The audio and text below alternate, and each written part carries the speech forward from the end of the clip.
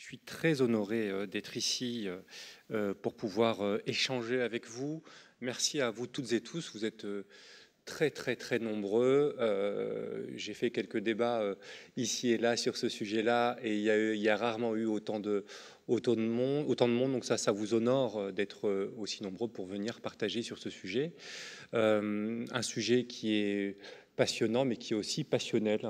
Et donc voilà, encore une fois, merci. Alors, moi, ce que je vous propose, c'est peut-être d'introduire ce sujet-là en essayant de poser un cadre de compréhension sur le fait, et ça a été dit tout à l'heure en introduction, que ce phénomène-là que je vais définir, pour que les choses soient claires, en tout cas dès le départ, vous proposez une définition. Ce sujet-là, cette forme de rejet-là, elle résonne, contrairement à d'autres formes de racisme qu'on peut retrouver que dans les milieux très xénophobes, c'est une forme de rejet qu'on retrouve dans tout le champ politique. Et on le retrouve dans tout le champ politique, il s'exprime sous des formes différentes, mais il s'exprime à partir de motivations différentes, mais je veux dire, c'est un des rares phénomènes de rejet aujourd'hui en France que l'on va retrouver à l'extrême gauche pour certains militants, comme à l'extrême droite, avec des motivations et des formes différentes. C'est ce que je vais essayer de poser et de répondre à cette question, mais finalement, pourquoi est-ce que cette forme de rejet adhère autant et adhère de manière transversale? Pour le faire, je vais d'abord commencer par vous dire un mot sur le mot. Je pense que c'est un passage obligé, et une des spécificités françaises, moi qui discute beaucoup de ce sujet-là aux quatre coins du monde, en Amérique du Nord, en Europe, une des spécificités françaises, c'est de parler davantage du mot islamophobie que du phénomène. C'est-à-dire qu'on est quand même dans un état du débat public où les actes islamophobes intéressent moins, font couler un peu moins d'encre que le mot qui sert à les désigner. Donc il y a toute une série de crispations autour du terme, et ces crispations-là, ces résistances-là autour du terme islamophobie méritent, en tout cas elles ont du sens et méritent d'être creusées. Alors pour le faire, ce que je vous propose, c'est de prendre les différents arguments avancés par les opposants à l'usage du terme islamophobie. Il y a des arguments qui sont développés. Le premier argument qui émerge dès 2003, c'est un argument qui est proposé dans le débat public par des journalistes, des essayistes, des professionnels de la parole publique, notamment Caroline Fourest, Fiammetta Wener ou Pascal Bruckner, pour qui le mot islamophobie ne doit pas être utilisé parce que c'est serait une invention des intégristes, notamment des mollahs iraniens, pour faire taire toute critique des religions. Et donc dans cette idée-là, vous avez deux aspects. Ce sont les mollahs iraniens qui l'ont inventé, ce sont les vilains mollahs, et donc il ne faut absolument pas l'utiliser. Premier des arguments. Le deuxième argument, c'est un terme qui sert à faire taire toute critique de religion. Je vous propose de séparer les deux. Sur les mollahs iraniens, après d'autres, après Alain Grèche, après Thomas Deltombe, après Fernando Bravo Lopez, historien espagnol, on a également rappelé que c'est un terme islamophobie qui a été inventé en 1910 par des administrateurs coloniaux français. Pourquoi est-ce qu'ils ont inventé ce néologisme? Tout simplement parce que l'administration coloniale, notamment en Afrique de l'Ouest, dans sa manière de fonctionner, s'alimentait de préjugés, d'idées fausses à l'égard des minorités, de la croyance et des pratiques musulmanes. Et ces administrateurs, qui étaient des érudits ethnologues, considéraient que cette manière de rejeter l'islam remettait en cause la domination coloniale française. Le risque avec le développement de l'islamophobie à l'époque coloniale, c'était de remettre en cause l'administration coloniale française, la domination coloniale.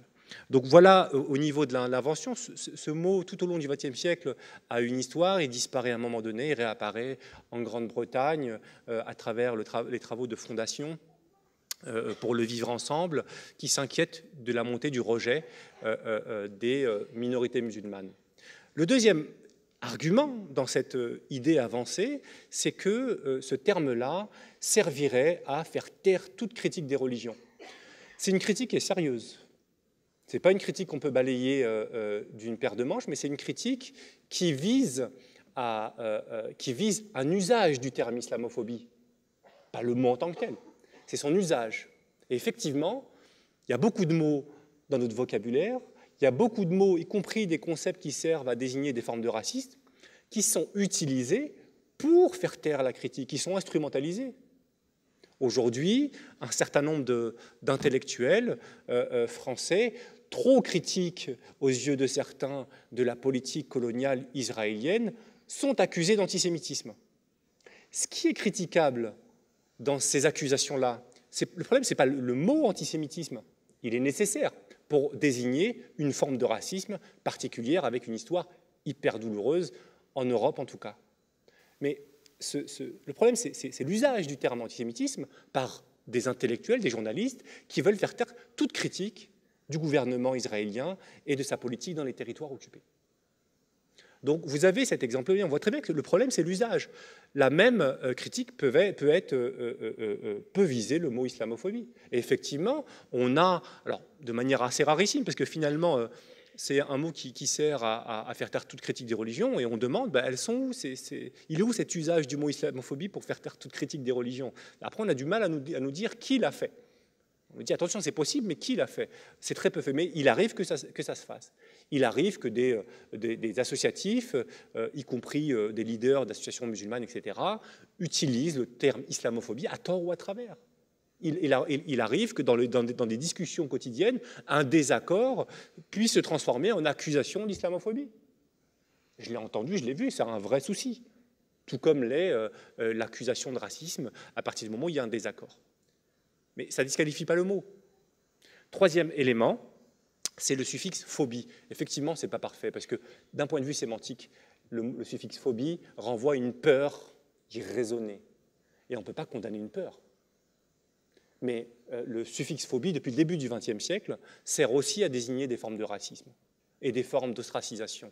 Parce que si on n'utilise aucun mot avec le suffixe phobie, à ce moment-là, on ne parle pas de xénophobie, on ne parle pas d'homophobie. Et on applique la même critique à ces termes-là. Pourtant, ils nous servent à désigner des réalités. Donc c'est un mot qui est imparfait. C'est un mot qui est imparfait, c'est vrai, mais il s'est imposé. Il s'est imposé dans les organisations internationales, il s'est imposé dans le milieu académique. Il s'est imposé parce qu'il est défini de manière rigoureuse. Et je pense que la définition que vous avez donnée tout à l'heure, elle est bonne. Comme toute forme de racisme, l'islamophobie, c'est un processus d'assignation identitaire. C'est un processus de réduction de l'autre à un signe, à un attribut. L'autre, et là l'attribut, c'est l'appartenance religieuse, qu'elle soit réelle, assumée, ou qu'elle soit présumée. Si vous saviez le nombre aujourd'hui de personnes avec un nom arabe qui sont athées et qui subissent l'islamophobie, parce qu'ils sont considérés comme musulmans. Si vous saviez le nombre d'Arabes athées intellectuels qui disent « nous les musulmans », pour se défendre et se positionner dans le débat public. Et je vous renvoie au film, très beau film de Samia Chala, Madame la France et moi, où le point de départ de son film, c'est ça. Elle est dans un débat sur Arte avec Daniel Cohn-Bendit, et elle se retrouve à dire « nous les musulmans ». Samia Chala ne croit pas en Dieu. C'est une militante féministe qui a fui la guerre civile. Elle était menacée par la guerre civile en Algérie, qui s'est installée en France, qui a fréquenté au départ les milieux plutôt éradicateurs, dont une partie de ces milieux-là s'est très engagée dans le discours, la production de l'islamophobie en France, et de le rejet des musulmans et de l'islam pratiqué, en tout cas, est visible. Et donc c'est ça, un phénomène de réduction de l'autre. C'est comme toutes les formes de racisme, c'est un phénomène de racialisation. D'assignation identitaire. Et donc, là, il y a deux conséquences à ce phénomène-là. La première chose, c'est que vous niez la pluralité d'un individu. Vous le réduisez à son islamité présumée. Et donc, vous niez sa pluralité. L'individu n'est que ça. Il est musulman. Et finalement, c'est ce qui, dans son comportement, c'est ce qui est le plus déterminant. Donc, vous niez la pluralité de l'individu. Il n'est plus ouvrier. On en parlait tout à l'heure. Il n'est plus d'un carquois. Tout ça, ça passe à la trappe. Il est musulman, catégorie générique, c'est ça qui l'écrase. Première des choses. Et vous niez la pluralité collective, la pluralité communautaire, entre guillemets. C'est-à-dire que le groupe musulman, sociologiquement parlant, c'est un groupe atomisé, comme tous les groupes sociaux. C'est plusieurs millions de personnes. En France, qui est traversé par des clivages d'âge, des clivages sociaux, des clivages d'origine, des clivages de position sociale, d'opinion politique, des clivages nationalistes, des clivages théologiques pour certains, ceux qui sont inscrits dans la religion. Et donc c'est un groupe qui est complètement fragmenté. Et donc cette catégorie musulmane, c'est une reconstruction imaginaire. Ce que je dis sur la racialisation, il y a un miroir à la racialisation par l'extérieur, c'est l'auto-racialisation. J'insiste rarement là-dessus, mais ce qu'on observe aujourd'hui, c'est des musulmans qui eux-mêmes s'auto-racialisent, eux-mêmes se réduisent et nient leur propre pluralité, souvent par effet d'assignation. Il y a une forme d'intériorisation de cette manière d'être réduit à sa foi, sa culture, son origine. C'est pernicieux comme jeu, hein. Et parfois, ça contribue à entériner le préjugé. Parce que quand on se réduit qu'à un élément de son identité, souvent par le rejet, hein, ça c'est un des effets souvent défensifs de l'assignation et des formes d'oppression, on coupe tout ce qu'il y a de commun avec les autres. Donc un déni de pluralité. Donc vous voyez bien que dans ce discours-là, comment ça se traduit? Eh bien, ça se traduit par l'idée que finalement les musulmans, c'est une forme de grand groupe, solidaire de manière organique. Et quand il y a un attentat, quand il y a une horreur commise au nom de l'islam, aux quatre coins du monde, au nom du discours islamophobe, la première chose qui est demandée, c'est ce qui est demandé aux musulmans, c'est de se désolidariser. C'est quoi le postulat de cette injonction? Le postulat de l'injonction à la désolidarisation, c'est la solidarité. C'est le point de départ. Donc forcément, un certain nombre de musulmans refusent, mais d'autres acceptent, sans se rendre compte du piège qui est présent dans la question. Si les musulmans veulent condamner en leur nom, personnellement ou au nom de leur association, libre à eux. Je parle de l'injonction et de ce qu'elle recouvre comme logique d'amalgame. L'islamophobie aujourd'hui en France, et ça a été notre thèse forte avec mon collègue Abdelali Hadjat, avec qui j'ai écrit le livre qui est paru en 2013, c'est que derrière l'islamophobie, son expression, il y a une remise en question, une remise en cause de la légitimité présentielle, symbolique, de la présence musulmane en France. C'est ça l'enjeu. L'enjeu de la construction d'un problème musulman, entretenu chaque semaine, chaque jour. Vous avez une polémique, une phrase, une déclaration. On appelle ça des dérapages. Je me demande si c'est des dérapages ou si on n'a pas redessiné les routes. Vraiment. Est-ce que ce sont des dérapages ou est-ce que les routes sont devenues complètement tortueuses? Mais aujourd'hui, avec le problème musulman tel qu'il est construit, les solutions qui sont proposées aujourd'hui à ce problème musulman, c'est des solutions disciplinaires, des solutions d'exclusion, qui renvoient à la même chose, à un problème de légitimité, à une remise en cause de la légitimité de la présence musulmane. Bourdieu aurait parlé d'immigration post-coloniale. Lors de l'affaire du voile, Pierre Bourdieu a dit, vous avez fait référence à Bourdieu, il a dit derrière l'autorisation ou non du port du voile dans les écoles et collèges publics se cache la question de la légitimité présentielle de l'immigration postcoloniale. Je ne le cite pas parfaitement, mais l'idée est là, chez Pierre Bourdieu. Donc c'est une question de fond. Et à l'avenir, c'est une question qui va prendre de l'ampleur. Donc aujourd'hui, la légitimité, elle est remise en question objectivement dans certains espaces. À l'école, au collège, au lycée, dans la rue, sous certaines pratiques. Le débat, c'est à l'université, oui ou non? Donc, l'acceptation, elle se fait sous condition. C'est une rupture d'égalité. C'est une rupture d'égalité. Alors, pourquoi ce discours-là? Sur quelle base il adhère? Vous avez, quels sont les ressorts de l'islamophobie? Qu'est-ce qui fait qu'une partie de nos compatriotes adhèrent, sont très sensibles, s'engagent ou s'engouffrent même dans ce discours et dans ce phénomène-là? Quand je dis une partie de nos compatriotes, fort heureusement, c'est pas un phénomène qu'on peut englober dans l'autre sens. Des phrases telles que la France est raciste, la France est islamophobe, etc., sont des phrases qui n'ont pas de sens.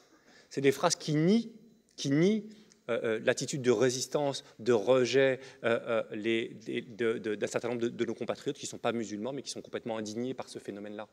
Faire attention à ces phrases toutes faites qui nient la résistance, l'intégrité et le positionnement vis-à-vis de ce sujet-là par beaucoup de nos compatriotes qui ne sont pas eux-mêmes musulmans. Le premier ressort de l'islamophobie, le premier ressort, c'est la xénophobie. Le premier élément de compréhension, c'est l'articulation, la continuité, les nouveaux habits d'un racisme antérieur, d'un racisme colonial, d'un racisme postcolonial, d'un racisme anti-arabe, anti-algérien, et on voit là qu'il y a la fibre xénophobe qui intervient. Et donc, dans une partie du champ politique, l'islamophobie n'est que la continuité d'une forme de xénophobie préexistante. Le deuxième ressort qui n'est pas négligeable, il est très présent chez des personnes, pas tant à droite, mais plutôt à gauche, qui perçoivent une remise en question de la sécularisation de la société française. C'est un point qui est important. Tout le XXe siècle, la France s'est considérablement sécularisée. La sécularisation, ça veut dire que les normes et l'influence des normes religieuses dans la société française se sont affaiblies.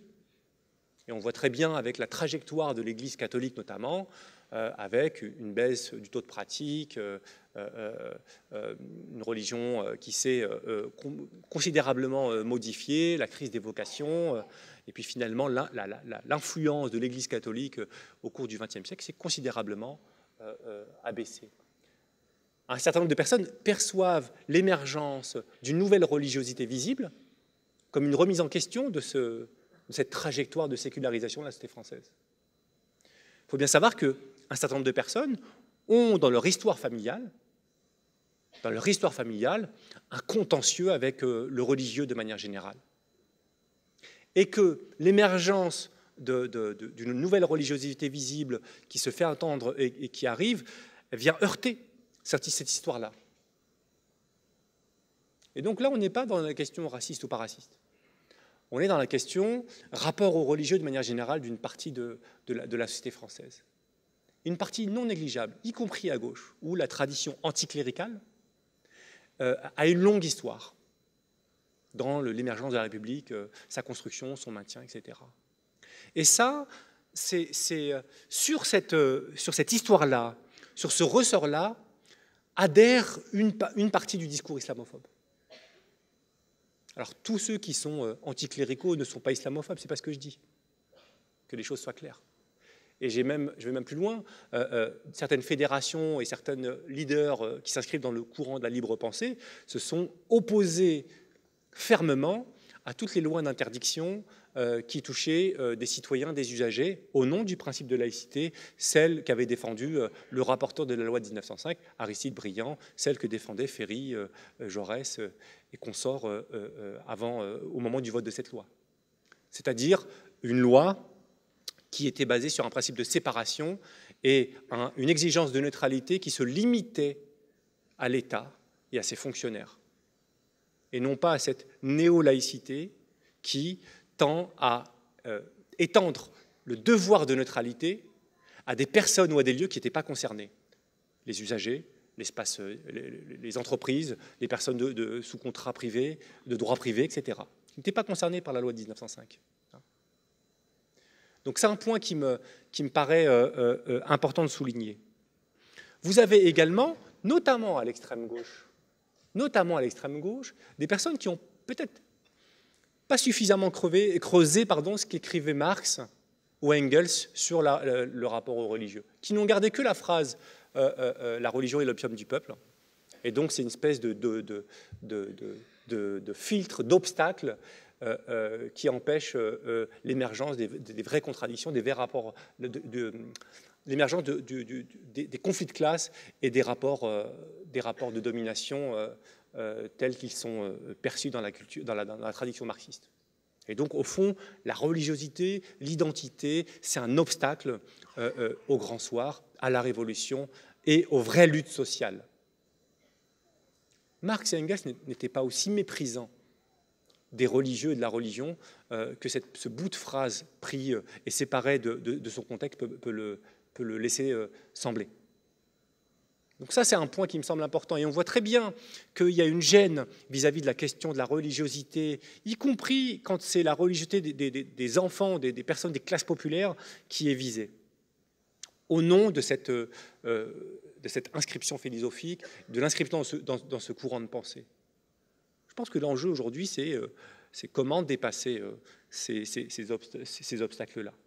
L'enjeu aujourd'hui, et y compris pour beaucoup de militants politiques que j'entends parler sur la question des mobilisations, c'est comment dépasser cet obstacle-là. Mais on voit très bien que le discours islamophobe peut s'articuler à un rejet, un discours anti-religion, à une haine de la religion.